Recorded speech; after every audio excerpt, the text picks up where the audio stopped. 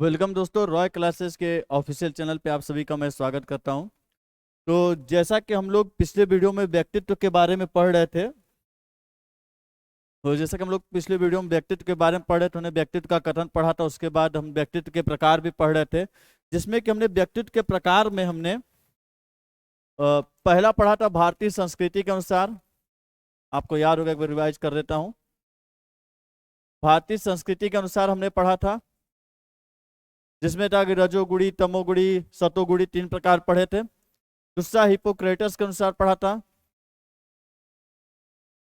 Hippocrates के अनुसार भी 3-4 हमने पढ़ा था। काला पित्त पढ़ा था, रक्त प्रधान पढ़ा था, पीला पित्त पढ़ा था, और फिर कफ प्रधान पढ़ा था। तो ये हमने पढ़ा था किसके हिसाब से? हिपोक्रेटस के। और तीसरा हमने पढ़ा था थॉर्नडाइक के अनुसार, जो कि विचार के आधार पे दिए थे। इनका आधार क्या था बताने का? विचार के आधार पे बताए थे। तो विचार के आधार पे इन्होंने जो बताया था, इन्होंने बताया था 3 प्रकार के: सूक्ष्म विचारक, स्थूल विचारक और प्रत्यय विचारक। चांद वाली कहानी याद है ना कल की? तो अगले पे जो चलते हैं, चौथा हमने पढ़ा था सामाजिक दृष्टिकोण के आधार पे। सामाजिक दृष्टिकोण के आधार पे भी हमने पढ़ा था 3 प्रकार के, और इसको देने वाले कौन थे? Karl Jung. युंग जुंग की कहानी याद है ना? Carl Jung. इन्होंने अंतर्मुखी, बहिर्मुखी और उभयमुखी बताया था। पांचवा हमने पढ़ा था सामाजिक मूल्य के आधार पे। सामाजिक मूल्य के आधार पर इसको बताता है स्पेंगर। स्पेंगर ने बताया था। कुल कितने प्रकार बताए थे? 6 प्रकार। जिसमें आपने पढ़ा था धार्मिक होते हैं, सामाजिक होते हैं व्यक्ति, आर्थिक होते हैं, राजनैतिक होते हैं, कलात्मक होते हैं। तो ये सब जो चीजें आपने पढ़ा था, वो किसके आधार पर पढ़ा था? सामाजिक मूल्य के आधार पर पढ़ा था स्पेंजर, जिसमें उन्होंने 6 प्रकार के बारे में वर्णन किया था। तो ये 5 हमने व्यक्तित्व के प्रकार पढ़ लिए थे, अलग अलग आधार पे, अलग अलग वैज्ञानिकों के अनुसार। आगे बढ़ते हैं इसी क्रम में। तो यदि आगे की ओर बढ़े, तो आगे की ओर यदि इसी क्रम में बढ़े, तो आगे की ओर बढ़ते हैं यदि व्यक्तित्व के प्रकार आगे की ओर, तो 5वां लेते हैं, छठवां, सॉरी कौन सा? छठवां लेते हैं हम शरीर रचना के आधार पर। शरीर रचना के आधार पर। किसके आधार पर? शरीर रचना के आधार पर व्यक्तित्व के प्रकार। तो शरीर रचना के आधार पर व्यक्तित्व के प्रकार लेते हैं। इसको बताने वाले 2 लोग हैं। एक बार जरा सभी लोग वीडियो को जल्द से जल्द शेयर मार दीजिएगा, तो जरूर से जरूर अभी कभी मार दीजिए शेयर। तो शरीर रचना के आधार पर बताने वाले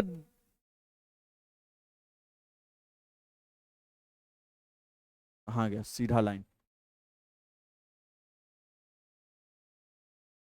तो शरीर रचना के आधार पर 2 वैज्ञानिकों ने बताया था, जिसमें से एक वैज्ञानिक आपके थे शेल्डन।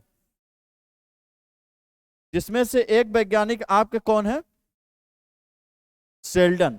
शेल्डन ने भी शरीर रचना के आधार पर बताया था। एक और वैज्ञानिक आपके हैं क्रेस्मर। क्रेस्मर भी शरीर रचना के आधार पर व्यक्तित्व के प्रकार का वर्णन किया था। देखिए, शरीर रचना के आधार पर 2 वैज्ञानिकों ने बताया था, एक है क्रेस्मर और एक कौन है? शेल्डन है। शेल्डन ने जो प्रकार बताए, वो 3 प्रकार उन्होंने बताया था: लंबा कार, आयताकार, और तीसरा उन्होंने बताया था लंबाकार। मक्खी बहुत सेंसिटिव है। लंबाकार, आयताकार, और तीसरा उन्होंने बताया था गोलाकार।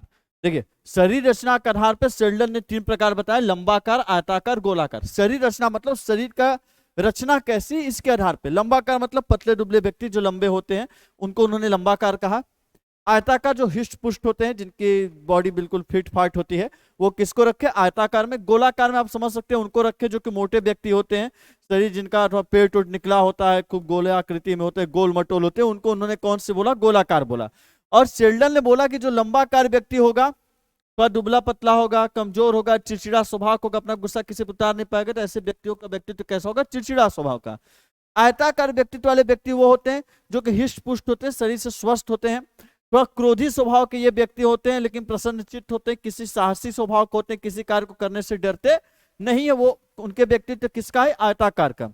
एक उन्होंने बताया गोलाकार।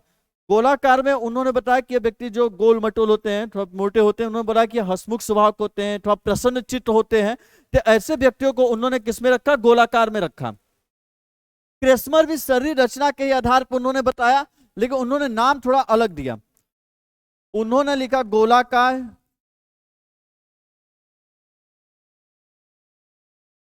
लंबकाय,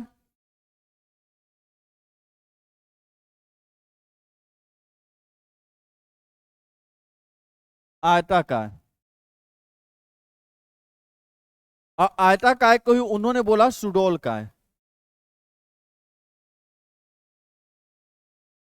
लंबकाय को बोला स्थूलकाय, और गोलकाय को बोला कृष्णकाय। तो देखिएगा इस तरीके से। लेकिन देखिए क्रेस्मर भी शेल्डन का 3 बताए, तो लोग बोलते शेल्डन को कह रही है, क्रेस्मर को कह रही है, तो कॉपी कर लिया शेल्डन का ही। तो इसलिए इन्होंने एक चौथी वैरायटी भी रख दिया जिसको बोला मिश्रित काय। कौन सा? मिश्रित काय, या इसी को इन्होंने बोला छीड़ काय। जो थोड़े कमजोर होते हैं, व्यक्ति के अंदर थोड़ी सी विकलांगता होती है, दिव्यांगता होती है, थोड़ी विकृति होती है, उनको उन्होंने मिश्रित काय या छीड़ काय में रखा। इस तरह से क्रेस्मर ने कितने प्रकार बता दिए बच्चों? 4 प्रकार उन्होंने बता दिए। तो देखिए पहला क्वेश्चन, शरीर रचना के आधार पर किस मनोवैज्ञानिक ने बताया? वो है शेल्डन और क्रेस्मर। क्रेस्मर ने किस कौन कौन से बताया? लंबकाय, गोलाकाय, आयताकार और मिश्रित काय। शेल्डन ने बताया लंबकार, आयताकार और गोलाकार। ये चीज आपको याद रखना है। देखिएगा एक चीज, शेल्डन में सभी में कौन के साथ शब्द है? कार, कार और कार। और क्रेस्मर में कौन सा शब्द है? काय है, काय है, काय है और काय। चाहे कोई भी नाम लीजिए, सबके अंत में क्या मिलेगा? आपको काय मिलेगा। तो देखिए क्रेस्मर में जो भी प्रकार बताए उनके अंत में आपको काय शब्द मिलता है, और शेल्डन में जो भी बताया उसमें आपको कौन सा मिलता है? कार शब्द मिलता है। तो देखिएगा शेल्डन कंपनी की क्या होती है? कार। शेल्डन कंपनी की क्या होती है? कार। तो शेल्डन में क्या मिलेगा? कार। और क्रेस्मर में आता है मर। मर मतलब मर गए कैसे? हाय हाय करके मर गए, बोलते ना हाय हाय करके मर गए। तो हाय से क्या याद रखेंगे? काय। तो क्रिसमस में क्या आता है? काय। तो हाय हाय करके मर गए, मतलब इसमें क्या आता है? काय आता है। शेल्डन में क्या आता है? कार। तो एक बार इसका स्क्रीनशॉट ले लीजिएगा अच्छे से।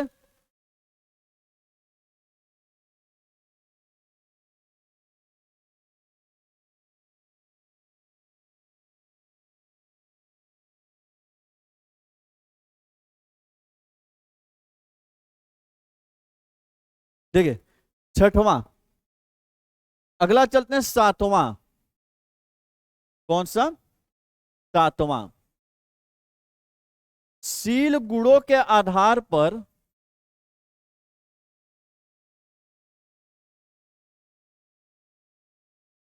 व्यक्तित्व के प्रकार।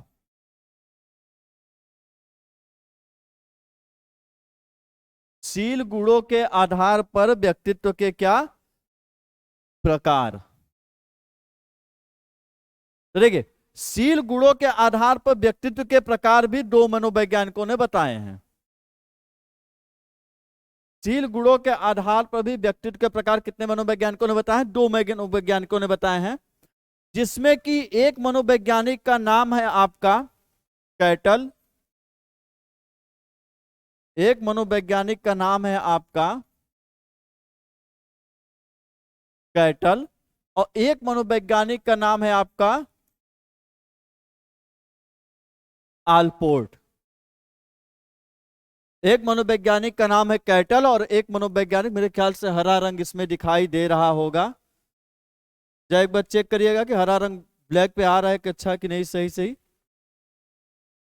देखिए एक वैज्ञानिक का नाम आलपोर्ट, एक मनोवैज्ञानिक का नाम कैटल। शील गुणों के आधार पर 2 मनोवैज्ञानिकों ने बताया है, आलपोर्ट और कैटल ने। तो आलपोर्ट और कैटल ने बताया था। तो कैटल ने, देखिए पहले पढ़िए कैटल को, शील गुण कहते किसे हैं? हर व्यक्ति के अंदर कुछ नकारात्मक या सकारात्मक गुण होते हैं। जैसे एक व्यक्ति दूसरों की मदद करता है, वो उसके शील गुण है। एक व्यक्ति दूसरों का जमीन हड़प लेता है, मदद नहीं करता उल्टा हड़प लेता है, वो उसका शील गुण है। एक व्यक्ति जिसके अंदर ये स्वभाव में है त्याग, दानवीरता, एक व्यक्ति जो कि चोरी करता है, मर्डर करता है, ये सभी चीजें क्या है? शील गुण है। कुछ सकारात्मक शील गुण होते हैं, कुछ कैसे होते हैं? नकारात्मक होते हैं। तो ये जितनी भी कहानी अभी तक आप पढ़ रहे थे व्यक्तित्व के प्रकार विचार के आधार पे इसके, तो कैटल ने कहा कि व्यक्तित्व आप सिर्फ ऐसे ही नहीं जान सकते कि शरीर रचना के आधार पे क्रेस्मर और सेल्डन का आपने देखा, बता दिया व्यक्तित्व ये होते हैं, बोले सब फालतू है। और आपको पता शरीर रचना के आधार पर व्यक्तित्व नहीं बताया जा सकता। तो इन्होंने बोला कि शरीर रचना के आधार पर व्यक्तित्व थोड़ी ना बता सकते हैं। इन्होंने कैटल ने कहा कि व्यक्तित्व एक ऐसी चीज है, पर्सनालिटी एक ऐसी चीज है कि व्यक्ति दिखाता सामने कुछ और है, अंदर से होता कुछ और है। आपको पता है सामने से बड़ा अच्छा बनेगा, बड़ा साधु संत बनेगा, लेकिन अंदर से होता हर व्यक्ति कुछ और है। और आप भी ऐसे ही होंगे, बहुत ऐसे होंगे कलाकार जो सामने से बड़े सीरियस आदमी होंगे लेकिन अंदर से कुछ और होंगे। तो कैटल ने कहा कि हर व्यक्ति की जो व्यक्तित्व होती है वो दो भागों में बटी होती है। कितनी भागों में? दो भागों में। हर व्यक्ति की व्यक्तित्व दो भागों में बटी होती है। तो देखिएगा,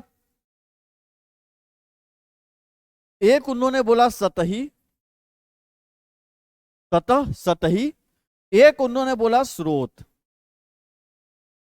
एक बोला सतही, एक बोला उन्होंने कौन सा? स्रोत। तो देखिएगा, एक बोला सतही, एक बोला स्रोत।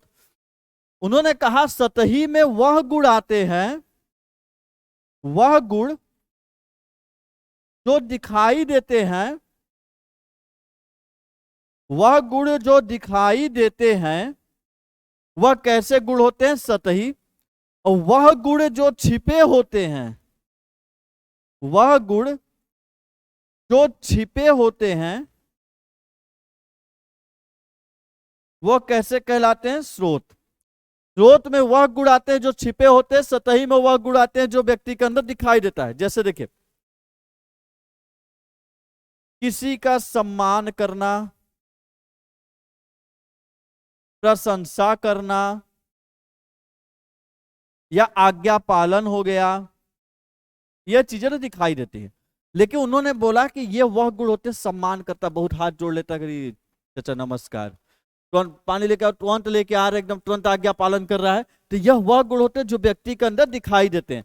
पर स्रोत में वह गुण आते हैं जो व्यक्ति के अंदर छिपे होते हैं। जैसे देखिए, दानवीरता। कोई व्यक्ति दानवीर है, वह अपने गुण को बताता नहीं है, दान करेगा।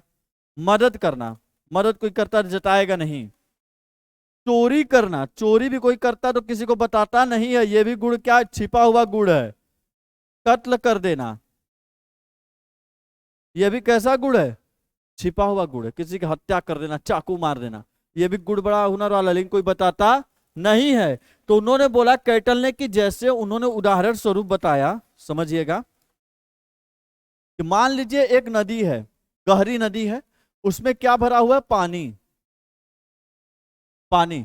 तो उन्होंने कहा कि ऊपर का जो लेवल होता है, मान लीजिए यहां आप खड़े हैं और नदी में देख रहे हैं, तो ऊपर का जो लेवल होता है इसे कहते हैं सतह, और जो नीचे का होता है उसे बोलते हैं स्रोत। इसे गांव में बोलते हैं सोती, जहां से पानी निकलता है क्या बोलते हैं? सोती या स्रोत।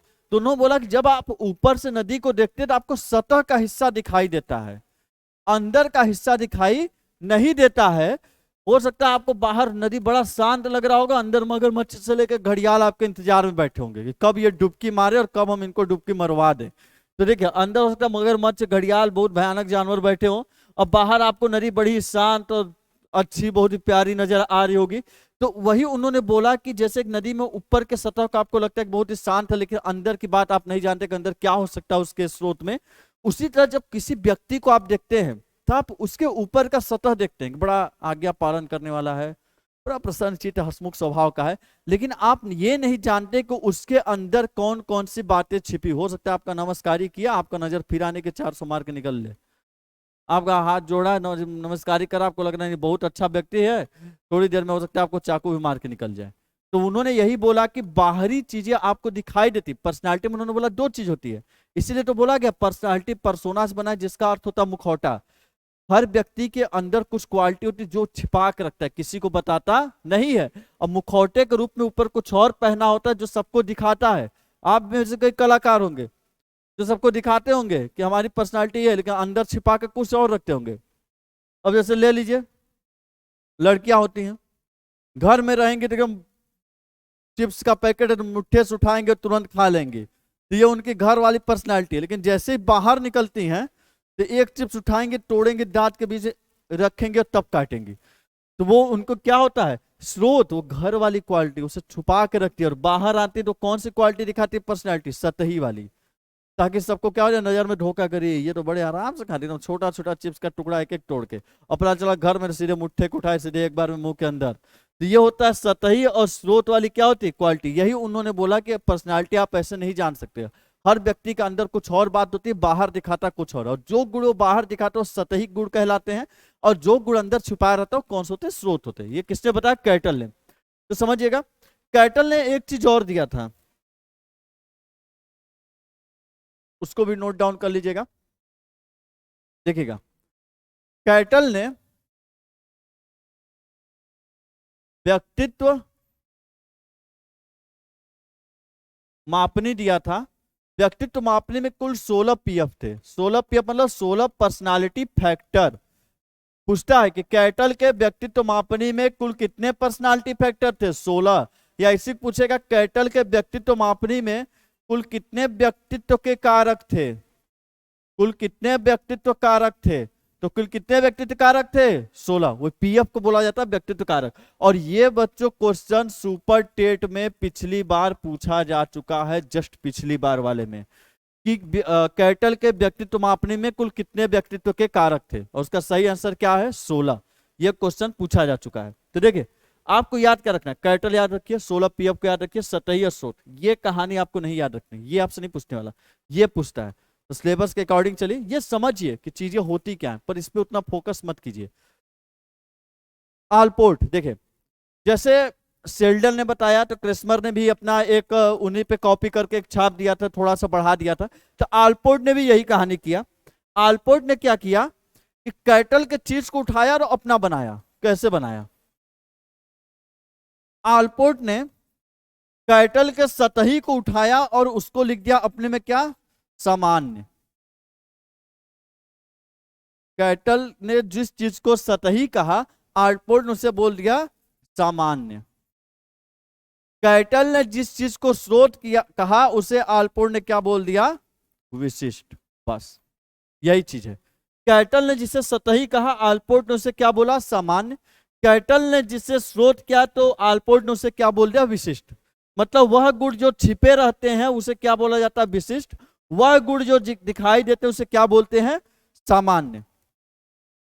मतलब वह गुण जो दिखाई देते हैं, जैसे सम्मान हुआ, प्रशंसा हुआ, ये चीजें दिखाई देती हैं, आज्ञा पालन हुआ, समान। और विशिष्ट में आपके क्या आ जाते हैं, जैसे हिंसा हो गई, आपका मान लीजिए जैसे दानवीरता हो गया, त्याग हो गया, ये चीजें क्या होगी, विशिष्ट। तो कैटल ने जिसे स्रोत कहा, आलपोर्ट ने उसे विशिष्ट कहा। कैटल ने जिसे सतही कहा, आलपोर्ट ने उसे सामान्य कहा। लेकिन अब कहानी फिर वही फंसी कैस्मर वाली, कि भाई शेल्डन का कॉपी करने का को बढ़ाना तो पड़ेगा ना। तो आलपोर्ट भी सोचे भाई इस तो सब लड़का लोग कह देंगे कि अरे तो कॉपी कर लिया, पेस्ट कर लिया। तो बोले लड़का लोग ऐसा कहे ना, जैसे आप लोग के दिमाग में उठ रहा होगा कि लड़का कहे ना, इसलिए इन्होंने कलाकारी दिखाया और विशिष्ट को 3 भागों में बांट दिया। विशिष्ट को कितने भागों में बांटा, 3। एक होता है प्रमुख, एक होता है गौड़, और एक होता है कौन सा, केंद्र। वह गुण जो बिल्कुल छिपे रहते हैं, कभी बाहर नहीं आते, जैसे चोरी करना कभी बाहर नहीं होगा, बिल्कुल कहां होता है, केंद्र में। जैसे एक सर्कल होता है, सर्कल का केंद्र कहां होता है, जैसे एक सर्कल हुआ, सर्कल में केंद्र का बीचों बीच एकदम छिपा होता है, कहीं से दिखाई न दे। तो वही बिल्कुल केंद्र में जो छिपा रहता है गुण, वो कौन से होते हैं, केंद्रीय गुण कहलाते हैं, जो कभी भी बाहर नहीं आते हैं। गौड़ में वह गुण होते हैं जो कभी कभी बाहर आते हैं, कभी कभी दिखाई देते हैं, वो गुण कौन से होते हैं, गौड़। प्रमुख में वह गुण आते हैं, प्रमुख में वह गुण आते हैं जो कुछ दिनों बाद आपको दिखाई देंगे, कुछ दिनों बाद दिखाई देते हैं, कुछ दिनों बाद दिखाई देते वो कौन से गुण होते हैं? प्रमुख। तो यही उन्होंने आलपोर्ट ने क्या किया, उसके प्रकार बांटा। तो एक बार इसका स्क्रीनशॉट ले लीजिएगा अच्छे से।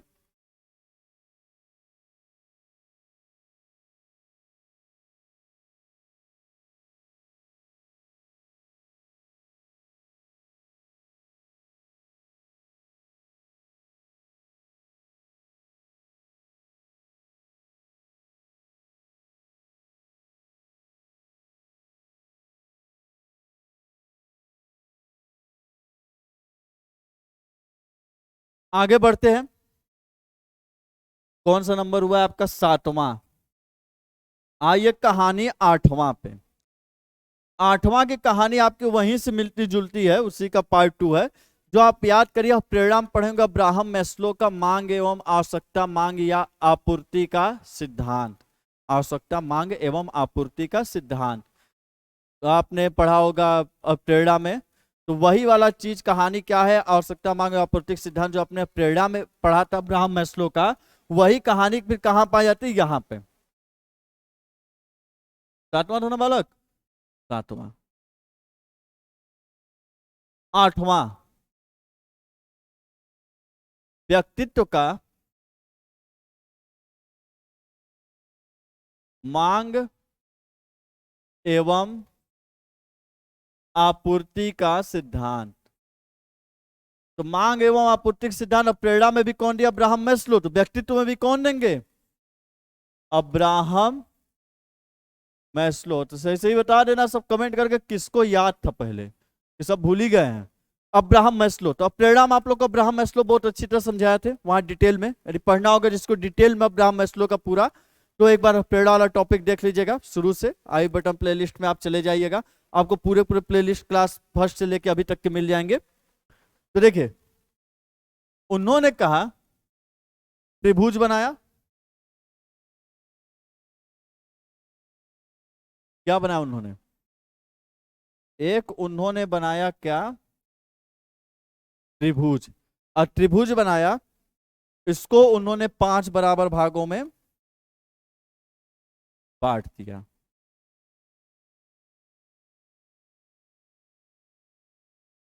कितने हो गए? 3,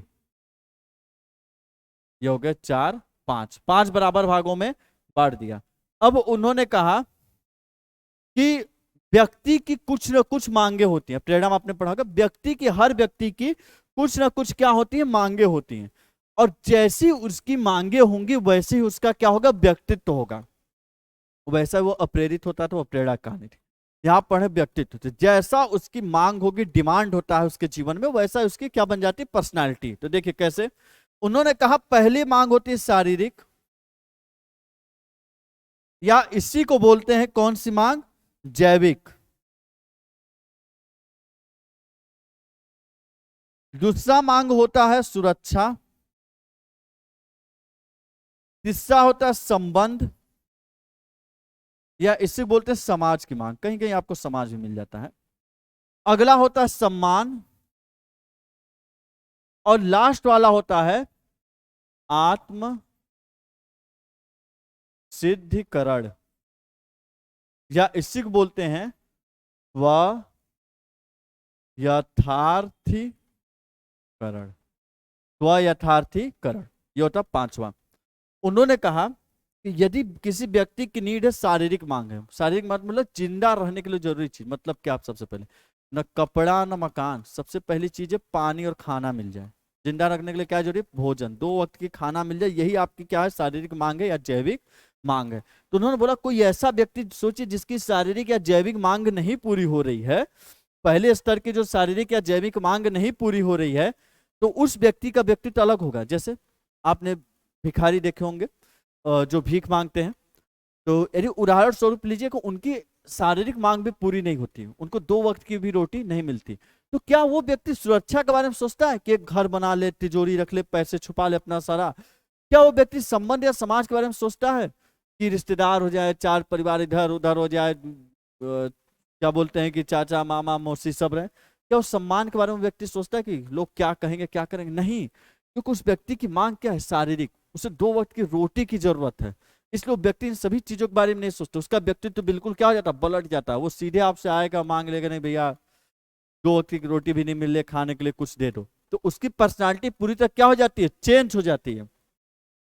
अगली मांग कौन सी, यदि मान लीजिए आपकी रोटी है, 2-4 वक्त का रोटी मिल रहा है, तो आपकी अगली मांग किसकी होगी, सुरक्षा की। आप क्या चाहिए, यदि आपकी रोटी की मांग पूरी हो जा रही है तो आप अगला मांग चाहेंगे कि आप मकान बना लें, तिजोरी रख लें पैसा छुपाने के लिए, क्या रख लें, तिजोरी रख लें। तो आपको अगली मांग क्या होगी, जैसे मान लीजिए रोटी की मांग पूरी हो गई, 2-3 वक्त का रोटी मिलने लगा, तो आपकी अगली मांग रहेगी नहीं मकान बना ले, तिजोरी रख ले, ताकि पैसा वैसा छुपा के रखे, कोई सुरक्षा की डिमांड हो जाएगा कि नहीं सुरक्षा करके रखे। तो अगली मांग किसकी होगी, मकान की, तिजोरी की। तो अगली मांग किसकी होती, मकान की। अब सोचिए जिस व्यक्ति के पास मकान नहीं है, देखते होंगे बहुत से व्यक्ति फुटपाथ वगैरह पे भी रहते हैं, तो वो व्यक्ति जिसकी मकान की भी पूर्ति नहीं हो रही, वो सम्मान के बारे में नहीं सोचेगा। वो पहले यही सोचेगा भाई कहीं रह लें, किनारे रह लें, कैसे भी गुजारा हो जाए। तो व्यक्ति और चीजों के बारे में नहीं सोचता है, वो व्यक्ति किसके बारे में सोचता है, मकान, तिजोरी मिल जाए मकान। उसकी पर्सनैलिटी, उसका व्यक्तित्व क्या होगा, अलग होगा। उन्होंने कहा कि मान लीजिए ये दोनों डिमांड आपके पूरे हैं, तो अगला डिमांड आपका होता है संबंध या समाज का। मतलब आपके ढेर सारे क्या हो जाए, रिश्तेदार, पास पड़ोस में क्या हो जाए, संबंध समाज हो जाए, पास पड़ोस वालों से आपके अच्छे रिश्ते नाते चले। तो ये कौन से होते हैं, संबंध या समाज की मांग होती है, नहीं 4-5 लोग से रिलेशन हो जाए, ये हो जाए वो हो जाए, जब भी निकले तो अरे नमस्कार सब बढ़िया है, चाय की दुकान पे गए तो वहां भी थोड़ा सामाजिक व्यक्ति हो गया, संबंध बन गया है, भैया लिख लेना हिसाब में, अरे अरे भैया आप तो हिसाब ने लिखी, आप तो रोज का है, आपको कौन नहीं जानता है। तो क्या वहां संबंध या समाज की डिमांड होती है। जब आपकी तीनों मांग नीचे से पूरे, दोनों मांग पूरी हो जाती है, तो तीसरी मांग होती है संबंध या समाज की। और जब संबंध या समाज, 4 परिवार भी हो गए हैं, रिश्तेदारी, नाना मामा मौसी सब लोग जान रहे हैं, कॉलोनी में सब लोग जान रहे हैं, जो ने नुक्कड़ पे जा रहे हैं चाय पीने के लिए, वहां भी 4 लोग आपको यदि जान रहे हैं, सॉरी देखिए, जहां पे आप लोग को 4 लोग जान रहे हैं, तो जान रहे हैं, तो वहां पे आपका जो अगली मांग आपकी निकलेगी, वो मांग होगी किसकी, सम्मान की। आप चाहेंगे कि यदि हम कोई एक लाइन बोल देते तो सभी लोग उस लाइन को मान ले, यदि हम एक लाइन कोई किसी को कह दे तो उस लाइन को सभी लोग मान ले कि नहीं, यदि भैया आप बोल दिए भैया तो ऐसा ही होगा। घर में भी यदि हम मुखिया की तरह रहेंगे, हमारी बात सब माने, रिश्तेदारी में कहीं जाने करे, घर का डिजाइन ये सही नहीं, इसको ऐसे करवा लिए, तुरंत आदमी मान जाए। तो आप किसका डिमांड करते हैं, जो 4-5 लोग के बीच आप को जानते हो वो आपके क्या करें, सम्मान करें। तो इस हिसाब से आपकी पर्सनैलिटी बिल्कुल क्या हो जाती है, बदल जाती है। जब सम्मान की भी पूर्ति हो जाती है, पेट भर के सम्मान भी मिल गया आपको, तो अगला जो मांग होता होता है आत्म सिद्धिकरण या स्व यथार्थीकरण। मतलब कि खुद को जानना, आत्म अनुभूति कर लेना कि जीवन है क्या, दार्शनिक प्रवृत्ति हो जाएगा, फिलोसफर टाइप का व्यक्ति जहां जाएगा बोलेगा ये सब जो तुम अभी कर रहे हो मांग पूर्ति हम कर चुके हैं, सभी मोह माया, इसका जीवन में कोई अस्तित्व नहीं है।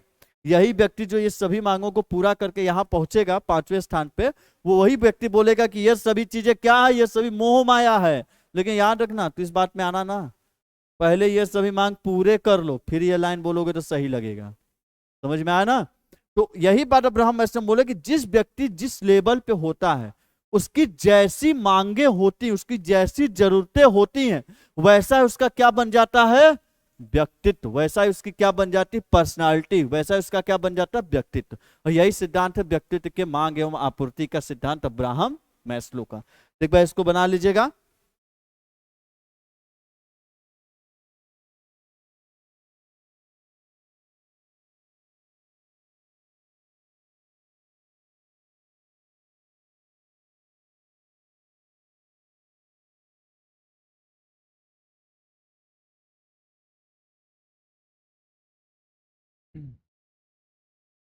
अगले प्रकार पे आते हैं, ये कौन से थे, 8वें। 9वें पे आते हैं। अब उनके बारे में पढ़ लेते हैं कि जो बहुत से ऐसे वैज्ञानिक थे जो कि अपने मन के एक से एक व्यक्तित्व के प्रकार दिए, और एकदम बोलते हैं ना कि झड़ी लगा दिए कि आप याद करते रहिए। तो देखिए, अगले उन्होंने अंतःस्रावी ग्रंथि, अंतःस्रावी ग्रंथि के आधार पर, के आधार पर व्यक्तित्व के प्रकार, अंतःस्रावी ग्रंथि के आधार पर व्यक्तित्व के प्रकार। तो अंतःस्रावी ग्रंथि के आधार पर व्यक्तित्व के प्रकार किसने दिए हैं, W.V. कैनन। या आपसे पूछता है कि ग्रंथियों के आधार पर व्यक्तित्व के प्रकार किसने बताए हैं, तो वो कौन है, W.V. कैनन, या उनका शॉर्ट नाम आपको लिखा रहेगा, क्या लिखा रहेगा, कैनन लिखा रहेगा। इन्होंने बोला कि शरीर में कुछ ग्रंथियां होती हैं, जैसे इन्होंने बताया कि थायराइड ग्रंथि होती है,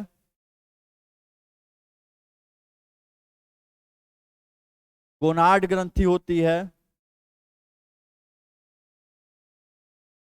एड्रीनील ग्रंथि होती है,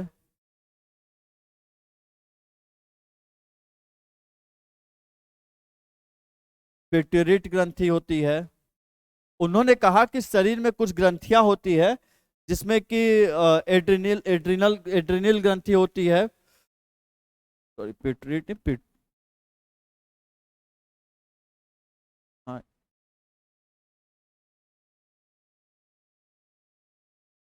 पिट्यूटरी पिट्यूटरी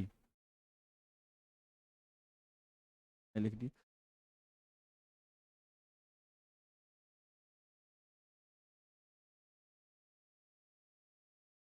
एड्रिनल, तो देखिए उन्होंने कहा, मक्खी कहाँ से बैठ जा रही, बहुत सेंसिटिव बोर्ड है, हुई मुई हो गया ये बोर्ड।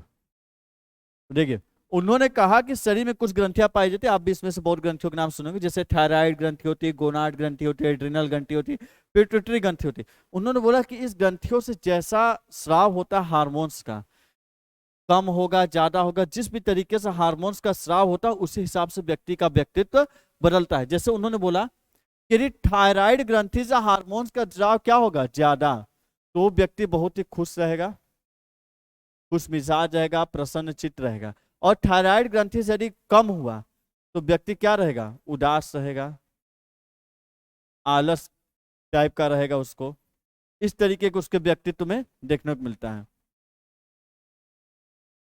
बहुत ही क्या रहता है।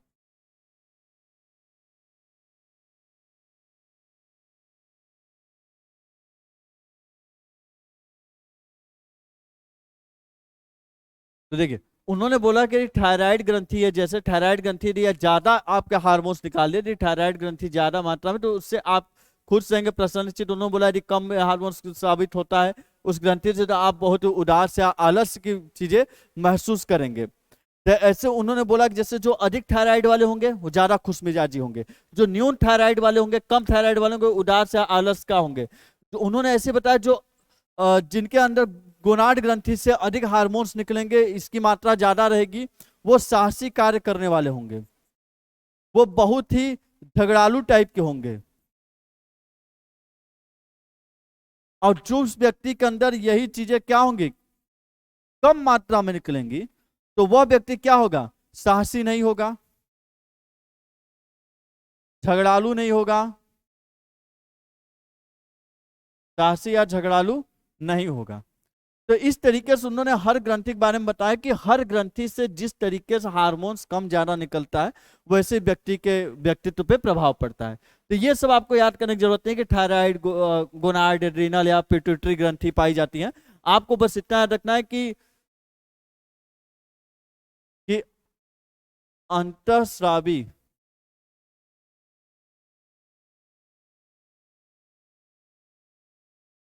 अंतःस्रावी ग्रंथि के आधार पर व्यक्तित्व के प्रकार किसने बताए हैं, वो कौन है, कैनन।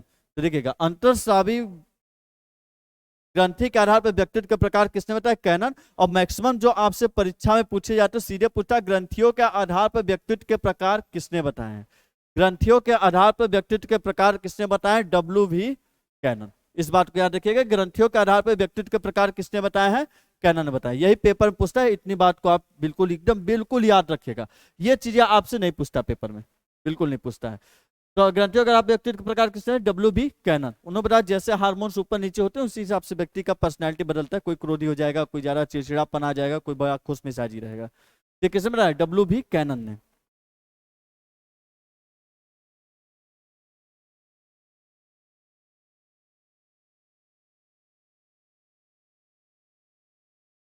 अगला लेते हैं, श्रावी मात्रा इधर से रहेगा, कौन सा नंबर चल रहा था बाल को, 9, 10वां लेते हैं।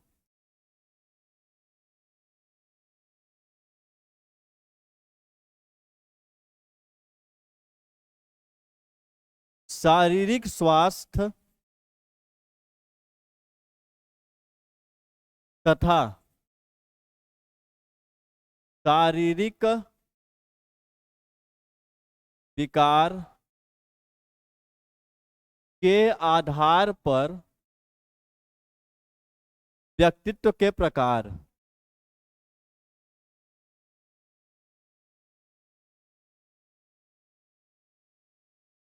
किसने बताया है? W Warner. शारीरिक स्वास्थ्य तथा शारीरिक विकार के आधार पर व्यक्तित्व के प्रकार किसने बताया है? W Warner. इन्होंने बताया कि शारीरिक स्वास्थ्य और शारीरिक विकार के आधार पर एक व्यक्ति होता है जो कि स्वस्थ व्यक्ति होता है। कैसा व्यक्ति होता है? स्वस्थ। और दूसरा व्यक्ति होता है जो कि अपरिपुष्ट।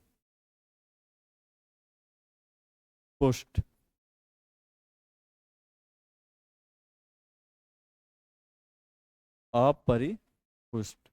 उन्होंने बोला कि दो तरह के व्यक्तियों के अंदर पाया जाता है। एक व्यक्ति होता है जो कि स्वस्थ व्यक्ति होता है, एक व्यक्ति होता है जो कि अपरिपुष्ट व्यक्ति कहलाता है। उन्होंने बोला जो व्यक्ति स्वस्थ होगा उसका काम में मन लगेगा, साहसी होगा, वो व्यक्ति बहुत ही प्रसन्न चित्त होता है, उसके अंदर उदासी कम देखने को मिलेगी। और जो व्यक्ति अपरिपुष्ट होगा मतलब उसके अंदर कोई ना कोई कमी या विकार रहेगा, वो व्यक्ति के अंदर उतनी ज्यादा निराशा देखने को मिलेगी, उदासी देखने को मिलेगी, वो व्यक्ति किसी भी कार्य को करने में पीछे हटेगा। तो उन्होंने यही बताया शारीरिक स्वास्थ्य और शारीरिक विकार के आधार पर उन्होंने दो प्रकार बताए थे, स्वस्थ और अपरिपुष्ट। तो आपसे जो पेपर पूछता है यही पूछता है कि शारीरिक स्वास्थ्य या शारीरिक विकार के आधार पर व्यक्तित्व के प्रकार किसने बताए? डब्ल्यू वार्नर ने बताए। बस इस बात को आप याद रखिए, लिख लीजिएगा। ये वो क्वेश्चन है सॉरी, देखिएगा ये वो क्वेश्चन है जो कि यूपी टेट में कभी कभी क्वेश्चन आते हैं। जैसे कैनन को क्वेश्चन, ग्रंथियों का आधार पर व्यक्तित्व के प्रकार किसने दिए? कैनन ने। ये वो क्वेश्चन जो कभी कभी आते हैं और बच्चे बोलते हैं आउट ऑफ सिलेबस हो गया। वो आउट ऑफ सिलेबस नहीं होता है, वो सिलेबस से होता है। पर ये वो क्वेश्चन चमत्कारी वाले जो कभी कभी आते हैं, वो हमेशा वाले नहीं, कभी कभी आते हैं। तो इसको लिख लीजिएगा।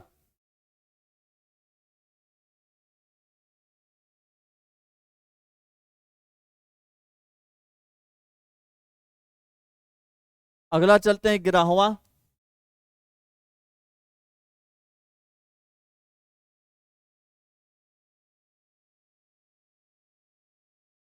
भाव व स्वभाव के आधार पर व्यक्तित्व के प्रकार। ये बताए हैं मार्गन एवं गिलीलैंड। ये किसने बताया? मार्गन एवं गिलीलैंड। देखिएगा, भाव व स्वभाव के आधार पर व्यक्तित्व के प्रकार, मार्गन एवं गिलीलैंड। इन्होंने कहा कि व्यक्तित्व भाव और स्वभाव का आधार पता है कि बहुत तरीके के होते हैं। जैसे कि एक व्यक्ति होता है उदास, इन्होंने बहुत प्रकार बता डाले। एक व्यक्ति उदास, एक व्यक्ति होता है चुस्त होता है, एक व्यक्ति होता है जो कि फुर्ती वाला होता है, एक व्यक्ति होता है जो कि प्रसन्न चित्त होता है, प्रसन्न चित्त वाला व्यक्ति होता है, एक व्यक्ति होता है जो कि साहसी होता है। तो उन्होंने भाव और स्वभाव, आप समझ सकते हैं भावनाएं बहुत तरीके की होती है, इमोशंस, और स्वभाव, उसके आधार पर इन्होंने व्यक्तित्व के कई प्रकार बता डाले थे। तो भाव एवं स्वभाव के आधार पर व्यक्तित्व का बंटवारा या प्रकार किसने बताया था? मार्गन और गिलीलैंड। इस बात को बिल्कुल नोट कर लीजिएगा, ये सभी इंपॉर्टेंट हैं।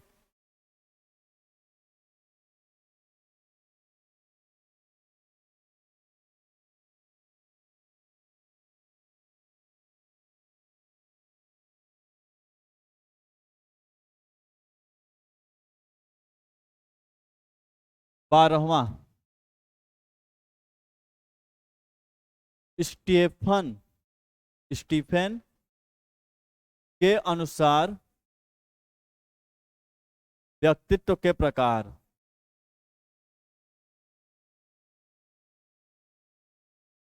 इन्होंने दो प्रकार बताए हैं, प्रसारक और दूसरा अप्रसारक।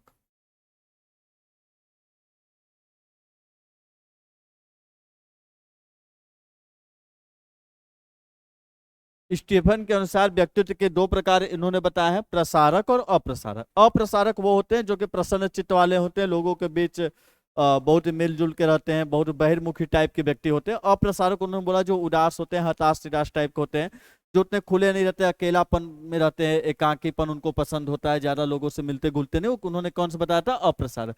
तो स्टीफन क्रेसन ने व्यक्तित्व के दो प्रकार बताए थे, प्रसारक और अप्रसारक। इसको नोट कर लीजिएगा।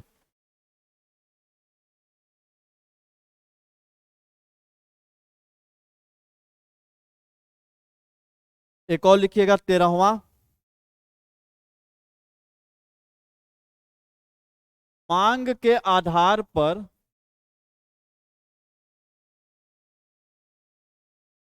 व्यक्तित्व के प्रकार। इसको देने वाले हेनरी मुरे। इसको देने वाले कौन है? हेनरी मुरे। ये बहुत इंपॉर्टेंट है, इसलिए इंपॉर्टेंट है और इसलिए आपसे पेपर पूछता है कि एक याद रखिएगा। अभी आपने अब्राहम मैस्लो का पढ़ा था, मांग एवं आपूर्ति के आधार पर, मांग एवं आपूर्ति के आधार पर व्यक्तित्व के प्रकार किसने दिया? Abraham Maslow.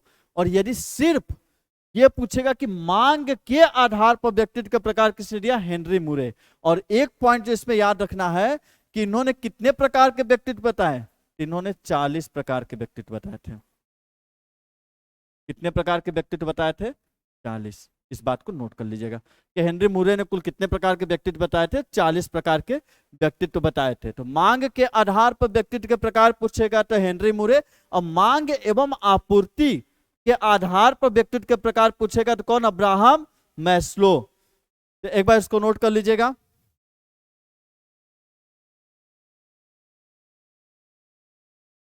अभी एक आपके बच रहे हैं कौन? सिगमंड फ्राइड, मनोविश्लेषणवाद, जो कि बहुत ही बेहतरीन है और सही मायने में बोला जाता है व्यक्तित्व को एक व्यापक तरीके से जिसने डिस्क्राइब किया और बहुत ही मजेदार तरीके से, और बोला जाता है कि बहुत ही सरल, व्यापक और एक कमाल के तरीके से जिसने डिस्क्राइब किया था वो आपके सिगमंड फ्राइड थे, जिन्होंने असल चीज बता दिया कि पर्सनालिटी आखिर बनती किस तरीके से। ये तो सिर्फ प्रकार बताया जाता था कि ऐसा है तो इसको ये नाम दे दो, ऐसा है तो इसको बहिर्मुखी बोल दो, इसको अंतर्मुखी। लेकिन सिगमंड फ्राइड ने असल चीज पकड़ डाला कि आखिर पर्सनालिटी किसी की चेंज होती कैसे है, कैसे आपको खुद नहीं पता चलेगा और आपकी पर्सनालिटी क्या हो जाती है? चेंज हो जाती है।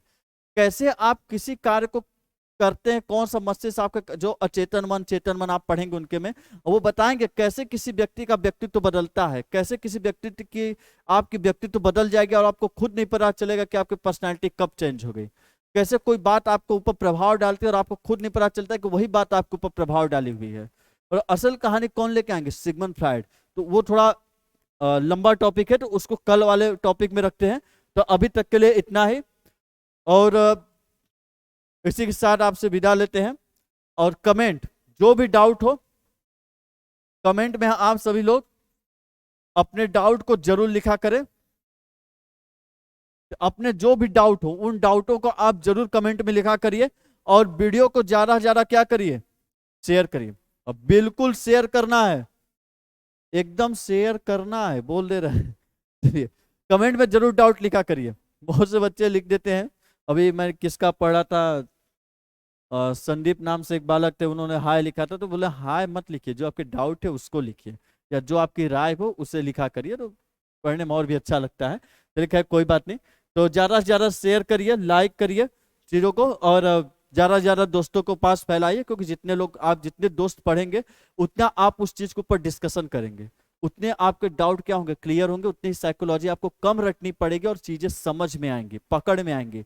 तो ज़्यादा से ज़्यादा दोस्तों के साथ शेयर करिए, दोस्तों के साथ बैठ के पढ़िए, डिस्कशन करिए इसके ऊपर, और समझिए, तभी सही मायने में साइकोलॉजी पकड़ पाएंगे। और तभी सही मायने जब दोस्तों के साथ डिस्कशन करेंगे तो सही मायने में साइकोलॉजी वो बिहेवियर में उतर के आएगी, आपके व्यवहार, आपके जीवन में वो चीज़ दिखना क्या होगी? शुरू होगी। और वो चीज़ें आपको समझने की जरूरत, समझ जाएंगे, आपको याद करने की जरूरत बिल्कुल नहीं पड़ेगी। तो इसी के साथ आपसे विदा लेते हैं। बिल्कुल गुड लक।